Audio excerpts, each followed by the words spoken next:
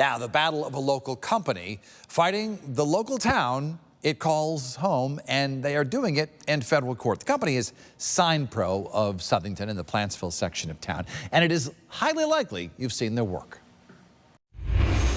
And joining us now is the CEO and the founder of Sign Pro, Pete Rapocchio. And Pete, good to see you here in the program. Thank you for having me, Dennis. So our longtime viewers will remember that a couple years ago, I did a little profile on your company just to show all that you do. And you're sort of like the sign king of Connecticut. That's what people have called you, because you're in charge of signs on Yukon and companies and so forth. And now you are suing the town of Southington. Tell me why.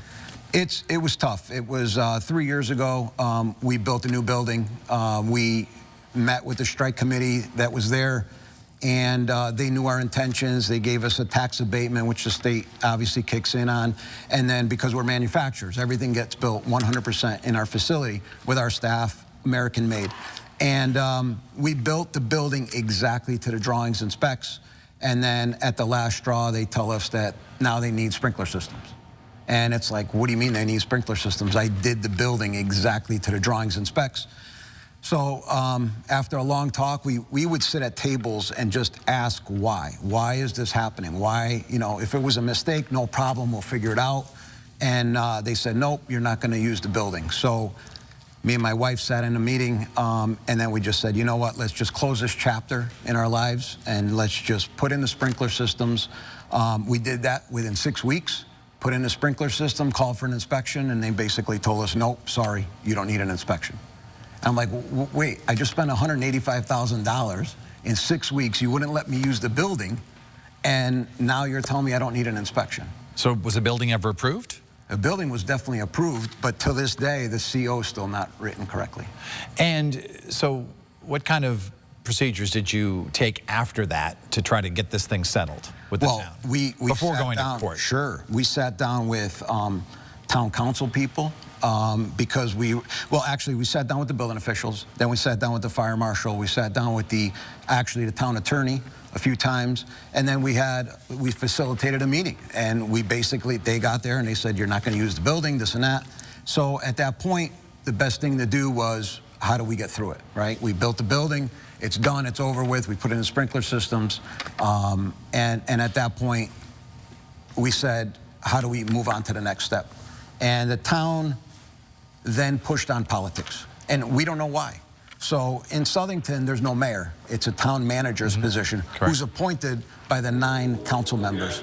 So basically, the manager runs the operational side, and we were showing them all of this facts, and they knew they were insubordinate. I think just for some of our viewers' benefit, why is it a federal case? Well, I think, you know, most people would do, when we hired attorneys, they would do 3 or 4 pages when you submit a lawsuit of an accusation or an assumption, and it wasn't. I said to my attorneys, listen, I want to show them facts. I want to show them all these cases of what they're doing to me and all this targeting, harassment, selective discrimination, and so forth. And so would you like to see this thing settled before you go to court?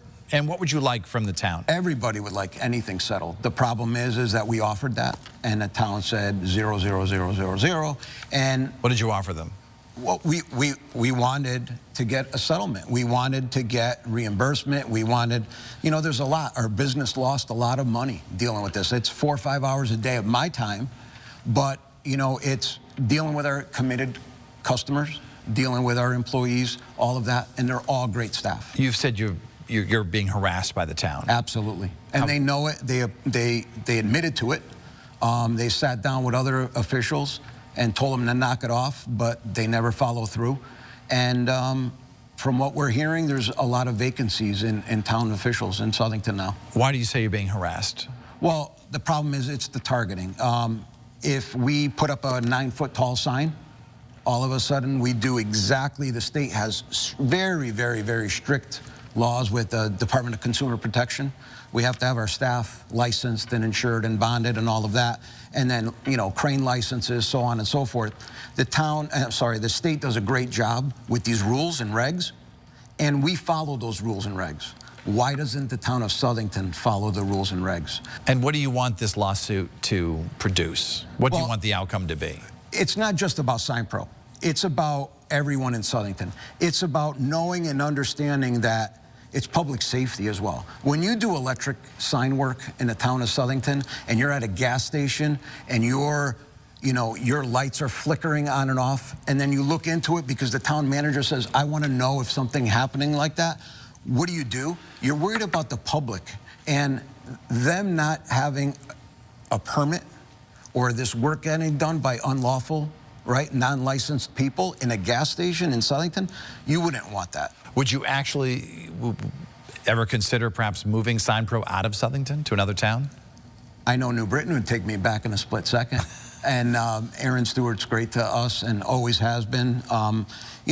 And we follow the rules and regs all over the state of Connecticut, again, in the region and in the country as well as Canada. And it's easy to follow. Pete Rapocio of Sign Pro, best of luck. We'll continue to follow this. Thank you, sir. Now, we reached out to the town of Southington for comment, and we did not hear back by the time we recorded this program. We hope to have their statement next week. When we come back, a shortage of blood and the emotional story of a man who is asking you to donate blood.